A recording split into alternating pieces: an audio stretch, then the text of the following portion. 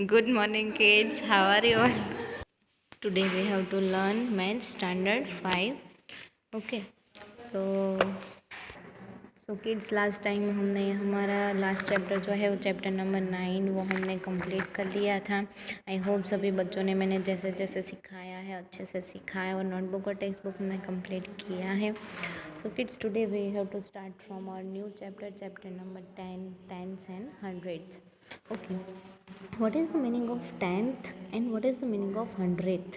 मतलब किसी नंबर के नीचे अगर 5/10 लिखें और 6/100 लिखें तो जो 10 है वो नंबर के नीचे की पोजीशन में है, यानी कि डिनोमिनेटर है। तो अगर किसी नंबर के नीचे की पोजीशन में है तो उसे टेंथ बोलते हैं, और अगर यहाँ पे 100 उसके नीचे की पोजीशन में है तो उसे हम हंड्रेड बोलेंगे। ओके, तो आपको समझ में आया होगा कि टेंथ और हंड्रेड किसे बोलते हैं। कि टेंथ यानी कि किसी नंबर के नीचे हमें 10 लिखना है और हंड्रेड यानी कि किसी नंबर के नीचे 100 लिखना है। ओके, इसलिए उसके पीछे हम THS लगाते हैं। क्या लगाते हैं? THS। ओके, अगर किसी नंबर के ऊपर 10 लिखा है तो उसे नॉर्मली 10 ही बोला जाता है। अगर नीचे लिखा हो तो उसे टेंथ्स बोला जाता है, और नीचे 100 लिखा है उसे तो हंड्रेड्स बोला जाता है। ओके, उसके बाद है what was the length of the smallest pencil you have use, यानी कि आप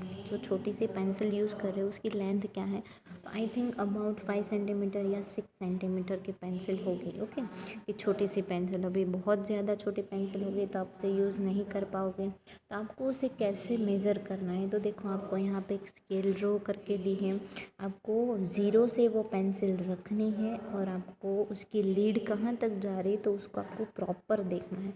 तो यहाँ पे आपको प्रॉपर दिखाया हुआ है कि 3 है, उसके बाद 1 2 3 4 5 एंड 6, तो उसकी मेज़रमेंट कितना होगा? 3.6। कितना होगा? 3.6। तो यहाँ पे 3.6 सेंटीमीटर उसका मेज़रमेंट हो रहा है। तो ये लड़की बोल रही है कि it is more than 3 centimetres, कि वो 3 सेंटीमीटर से क्या है? बड़ी है। So here 1 centimetre has 10 equal parts, कि यहाँ पे 1 सेंटीमीटर के बीच में कितने इक्वल पार्ट्स हैं? 10 हैं, यानी कि 1 2 3 4 5 6 7 8 9 और 10। तो 3 से 4 सेंटीमीटर, यानी कि ये 1 सेंटीमीटर के बीच में हमें यहाँ पे 10 इक्वल पार्ट्स दिए हैं। So it is called millimetre, तो उसे क्या बोलेंगे? मिलीमीटर। ओके, ये यहाँ से लेकर यहाँ तक जो डिस्टेंस है इतना, तो उसे 1 मिलीमीटर, ये 2 मिलीमीटर, ये 3, ये 4, ये 5, ये 6, ये 7, ये 8, ये 9 और ये 10। ओके, तो ये 10 पार्ट जो है उसको, ये एक हुआ तो 1, 2 हुआ तो 2 मिलीमीटर, तो एक उस पार्ट को क्या बोलेंगे? मिलीमीटर। क्या बोलेंगे? Millimetre. I am 3 millimetre long. देखो यहाँ पे जो आंट है वो क्या बोल रही है? ये 1 2 और 3 तक जा रही है, तो ये 1 2 और 3, तो आंट जो है वो कितनी मिलीमीटर लॉन्ग है? 3 मिलीमीटर लॉन्ग है। हमारी स्केल जो है वो सेंटीमीटर में होती है। यहाँ पे आपको एक बड़ी सी स्केल दी है, 0 से 1 सेंटीमीटर, 1 से 2 सेंटीमीटर, 2 से 3 सेंटीमीटर, लेकिन उसके बीच की ये जो पार्ट्स है उसको हम मिलीमीटर में काउंट करेंगे। किस में? मिलीमीटर, यानी कि mm में। तो ये जो छोटी सी आंट है वो 1 2 3 और यहाँ से एक के बाद 1 2 और 3 लाइन तक जा रही है, यानी कि वो कितनी लॉन्ग है? 3 मिलीमीटर लॉन्ग है। उसके बाद देखो यहाँ पे आपको यहाँ पे दिया है बट आई एम लॉन्गर, ये बोल रही है कि मैं तो तुमसे लंबी हूँ। 7/10 of the centimetre of millimetre, यानी कि 7/10 का मतलब क्या होता है? तो 10 में से मैं 7 तक में आती हूँ, यानी कि देखो 1 2 3 4 5 6 और 7, तो 10 में से कौन से पॉइंट तक आई? 7 तक, तो वो आएगा 7 मिलीमीटर। ओके, इसे बोला जाता है कि टोटल 1 और 2 के बीच 10 है, तो 10 में से वो कितने पार्ट लंबी है? 7 पार्ट लंबी है, यानी कि इसे बोला जाता है 7/10 सेंटीमीटर। तो 7/10 सेंटीमीटर है, तो उसे कैसे लिखा जाएगा? तो नीचे कितने ज़ीरो है? 1, उतना पॉइंट लगाया जाएगा। ओके, मैं इसे लिखूँगी 1 2 3 4 मैं ऐसे लिख रही हूँ 007। ओके चलो, मैं 7 के आके कितने भी ज़ीरो लगाऊँ तो भी वो नंबर कौन सा रहेगा, 7 ही रहेगा। 7 के पीछे नंबर नहीं लगाए जाते क्योंकि वो 70 700 हो जाता है। तो जितने नीचे ज़ीरो है उतने पॉइंट हमें कट करने हैं।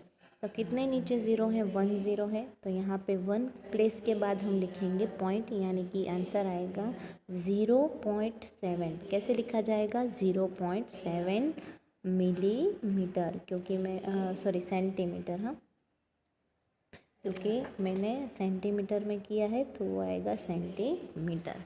ओके चलो, तो यहाँ पे दिए 7/10 ऑफ अ सेंटीमीटर, यानी कि 7/10 सेंटीमीटर, यानी कि उसे लिखा जाएगा 0.7 सेंटीमीटर। एक ज़ीरो है तो 1 डिजिट के बाद पॉइंट आएगा, इसलिए उस सेंटीमीटर का सेंटीमीटर आएगा। और मिलीमीटर में लिखना है तो पॉइंट नहीं आएगा, डायरेक्ट आपको मिलीमीटर मेज़र करना है और लिखना है कितना है मिलीमीटर, 7 मिलीमीटर है। ओके, उसके बाद we also call 1/10 of a centimetre as 0.1। 1/10 का मतलब है 1/10।